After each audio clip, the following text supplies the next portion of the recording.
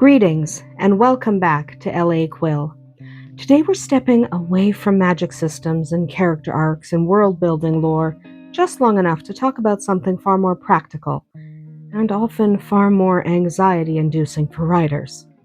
The length of your novel. Specifically, how long a novel should be, how long it often ends up being, and why chasing a number can sometimes do more harm than good. If you've ever stared at your word count and wondered whether what you're writing even qualifies as a novel yet, you're not alone. This is one of the most common questions writers ask themselves, especially early on in the project.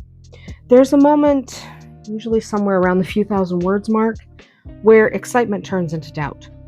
You look at the number and you look at the scope of the story in your head, and you start asking whether you're writing something substantial enough to stand on its own as a novel.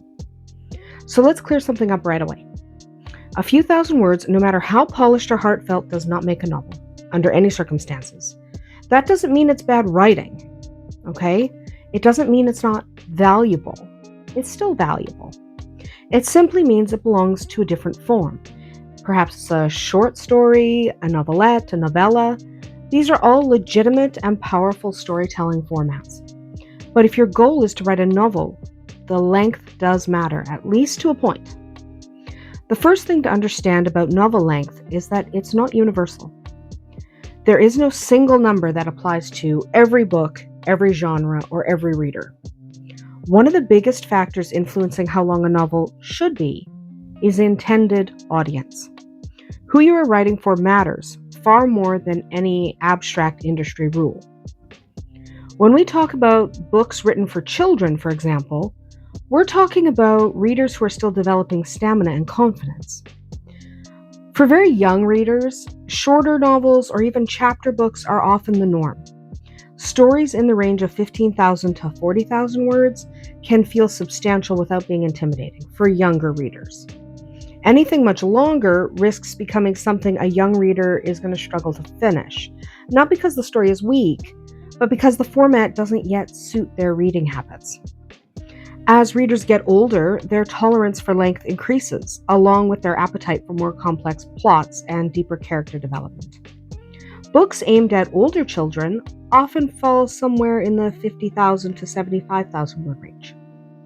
These stories can handle layered conflicts and subplots and more emotional nuance, but they still tend to move quickly and avoid excessive sprawl. The teenage and young adult space is where things become a little less clear-cut. Some readers in this age range are perfectly comfortable with a shorter novel, while others eagerly dive into books written for adult audiences. This isn't really something you can control as a writer, okay? Readers self-select. They move on when they're ready, and trying to precisely calibrate your story to catch every possible reader in this group is just going to lead to frustration rather than clarity. That brings me to adult fiction, which is a different beast. Okay? This is where many writers find themselves at the end. Eventually, a lot of us are going to be writing adult fiction, or fiction geared towards adults. It doesn't necessarily mean adult content, it's just work that is geared more to adult readers rather than young adult or children. For adult genre fiction, especially if publication is a goal, there are practical expectations that you should be aware of. While there's no hard rule, many publishers consider 80,000 words to be a reasonable minimum for a full-length novel. Anything significantly shorter could struggle to be taken seriously as a novel rather than just an extra-long novella.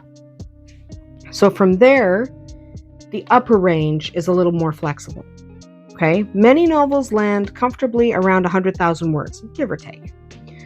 That length often translates into a book roughly 300 pages, which is not beyond expectation, okay? Depending on formatting, obviously. But that kind of book is long enough to support a complex plot and immersive worlds without becoming overwhelming for the average reader. The average reader is not going to read your 300,000 word magnum opus. They're just not. Now, I specialize in fantasy or speculative fiction. Speculative fiction is notorious for bending these expectations, sometimes wildly. Epic fantasy, in particular, has a long and proud history of being unapologetically long. Stories that span continents and generations or even entire mythic cycles usually demand more space. It's not unusual for an epic fantasy novel to run well past 120 or 150,000 words, and sometimes even approach or occasionally exceed 200,000. The key distinction here is necessity. Length should be earned. Your book shouldn't be 200,000 words long just because it can be. A long novel works when the story genuinely requires that space, when every chapter in your book deepens the world or advances the plot or enriches the characters. Length becomes a problem only when it exists devoid of any purpose, when scenes linger without adding weight, or when subplots just start multiplying without any real resolution. Now, one of the most dangerous traps that writers fall into is writing toward a number instead of toward their story. Setting a target is useful as a guideline, sure, but it shouldn't become a cage. Some stories simply take more room to breathe. Others are sharper and tighter and more powerful when they're kept lean. Neither approach is inherently better. It's really about what serves the story, okay? The actual story. So this leads naturally into another rather common question. How long does it take to write that novel? Unfortunately, this one's even harder to answer than questions about word count. Writing speed is going to vary widely from person to person and from project to project. Now, some writers are going to outline extensively before drafting a single scene, but they won't count that as writing time. Others will discover the story as they go, so they're counting more writing time than the people who plotted it out first but didn't count the plotting as writing time. And some people type really, really fast, right? I type incredibly fast. Others compose slowly. That's okay too. So how long is it going to take you to write a 100,000 word novel? Well, do you have the story worked out? How fast do you type? Does your typing speed matter if you haven't got the story worked out in your brain?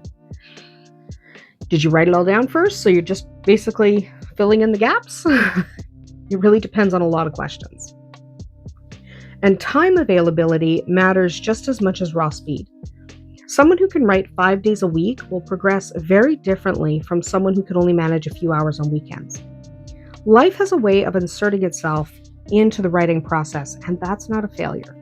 It's reality. To give a rough illustration, imagine a writer working on a 100,000 word novel.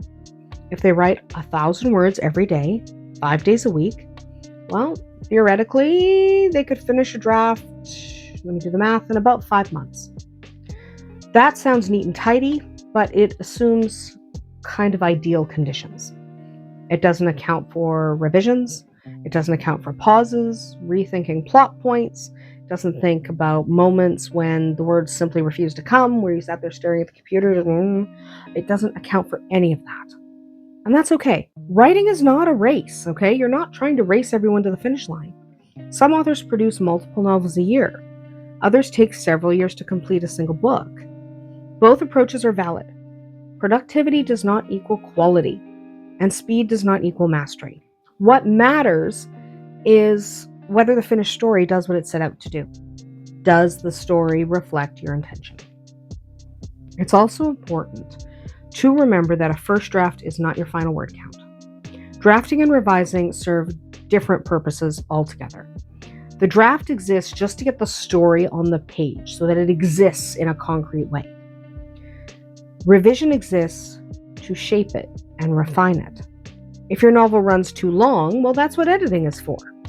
Entire scenes can be trimmed or combined or removed entirely once you can see the full shape of the story. On the other hand, if your novel comes in shorter than expected, that doesn't automatically mean something's lacking. Sometimes a short word count reveals places where the reader needs more grounding, more sensory detail, clearer motivations, or deeper emotional stakes.